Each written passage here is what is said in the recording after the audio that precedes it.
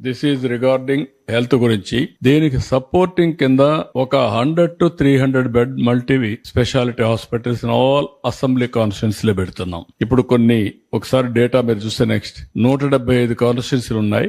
70 constituency లో multi speciality hospitals ఉన్నాయి. 100 beds కంటే ఎక్కువ ఉండేటివి. 105లో మల్టీ స్పెషాలిటీ హాస్పిటల్స్ లేవు. కాబట్టి 105 ప్రాధాన్యత క్రమంలో పెట్టుకొని అన్ని నియోజకవర్గాల్లో ఒక multi super speciality hospital minimum 100 beds maximum viability బట్టి ఇంకా పెంచుకుంటారు. నెక్స్ట్ ఇక్కడ మీరు చూస్తే 100 to 300 beds multi speciality and super speciality hospitals in all assembly segments under PPP mode. ఇక్కడ వచ్చినప్పుడు advanced and higher level of health care provide చేయడానికి తీసుకొస్తున్న రూరల్ ఏరియాలో, రిమోట్ ఏరియాలో. ఇంకొక పక్కన ఎక్కడికో రావాలంటే మళ్ళీ జిల్లా హెడ్ క్వార్టర్స్ కి వచ్చి లేనిపోని సమయం లేకుంటే ఎక్కువ డబ్బులు ఖర్చు పెట్టుకునే పరిస్థితి వస్తుంది. దీనికోసం హెల్త్ ని అందుబాటులో తేవడం కోసం ఆరోగ్య సేవల్ని వారికి అందుబాటులో పెట్టడానికి ప్రతి ఒక్క నియోజకవర్గంలో ఈ కార్యక్రమం చేస్తాం. ఇక్కడ బ్యాక్వర్డ్నెస్ అండ్ రిమోట్ ఏరియా ఈ రెండు ఏరియా పెట్టుకొని అక్కడ పరిస్థితులను పెట్టుకొని వాళ్ళకి ఇన్సెంటివ్స్ ఇస్తాం. ఫెసిలిటీ ఇప్పించడం మా బాధ్యత.